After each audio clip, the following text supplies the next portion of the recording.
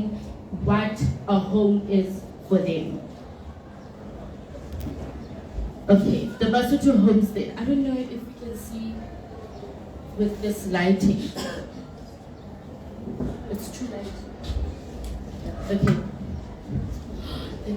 But the Basotho people settled in Dwanazati in or what we call Khotla. This is where the chief or the person heading the community would have meetings and they sit together. But this also turns into where the cattle stayed.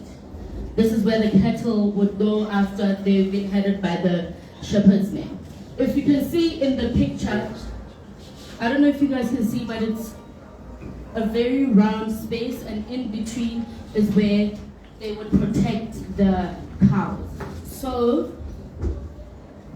I think you can see this floor plan here. If you can see it, I said Khotla, which is the kraal, right, where they would put the cows, and then this space is where all this architecture surrounds it, and all these families would meet in this space. So every single settlement or where they settled, they made sure that they left a bit of space for interactions, but here is where the chief would call all the men. I need to correct, all the men and not the women. Okay? And this is where the meetings will be held, and they will talk about maybe going to war, maybe going to get food, but that's where the conversation would happen. Now, in this space, like I said, the women weren't allowed. So mostly, the women would express themselves in their homes or through their homes, which is the architecture. Okay, if you look at this is the Basotho Cultural Village. Did they take you guys there yet? Not yet. Okay, so the Basotho Cultural Village just gives you a simulation of how they did it back in the day. If you can see, there's another open space there, and there are homes around the space. So all the time when the Basotho people were settling, they settled in circles around the kraal. Okay, now I'm going to get into the actual architecture. We have Mohlongwafati. Mohlongwafati is how the women started without anything but thatch and mud and cow dung, right? So this thatch, they used it as the wall of the domestic dwelling. And then they plastered the interior and the entrance with cow dung and clay. So this held it up. But for you to walk in every single Basotho space, you would have to walk like this and right? So the concept was all the time when you go into the space, you humble yourself into somebody else's space. Okay, and then the construction of the walls, also it's really bad lighting, but you have the cow dung and then the earth, which is maybe clay or soil, and they put it together and did.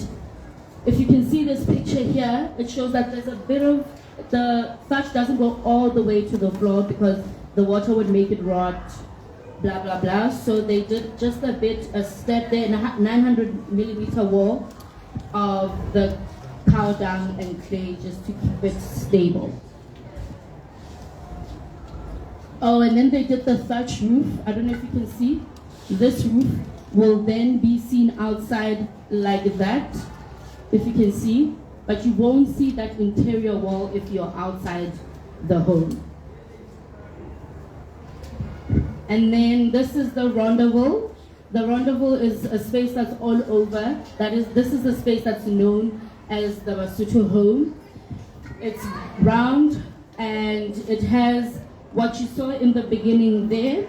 Let me go to the next slide. It also has thatch as the roofing, and now they started using load-bearing walls and started using the sandstone that you see all over town now. So they started breaking their own sandstone and putting it together, and then you would get the rendezvous home. Also, they didn't have mortar, so they still use the clay and the cow dung to keep the strength of the building. And then the European style came in, still similar, but now making the rectangular shape. They're still using the cow dung, they're still using the sandstone, but now it's just a different shape. Now with this is when the Basotho women then started showing their home as an artifact. They started showcasing their spaces or who they are as an artifact. So as you can see, after the European came, then they started playing with the exterior. If you see the exterior, is what we call the dema. This was now the reflection of the female at home when the men have gone to war or get food. Now they just extended themselves to the architecture. Oh, sorry. Okay, the women of the Basotho nation took pride in shaping their identity by building the builders of their own homes, by being the builders of their own homes. The home became their terms of reference of what type of woman she is. The house as a vessel became an extension of as a wife, a woman, and a mother. So this space, every single time you come to it, depending on how she's feeling or how her life is going, you would see it on the wall of her architecture. It changes. If you saw here, these are different patterns and color. And the color, they would achieve it with mixing different types of clay to create that mosaic look. Okay, so these are the different types of how you would say they came up with the shapes. So they take a simple square and just play around, make it triangles, make it rectangles, and see how they would go about it. And they would mostly do it at the entrances of the door or of their homes if it had a wall like that, if you see here. They were adopted also in the interior depending on the person or the lady expressing themselves in their spaces. Thank you very much. Okay, now the last part of our presentation is going to be the land use and prosperity of Lesotho. This will be done by Dr. Tudora Mohammed, not me. Thank you.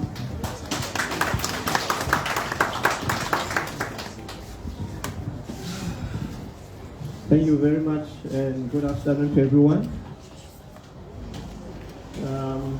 I'm quite going to be very quick in what I'm going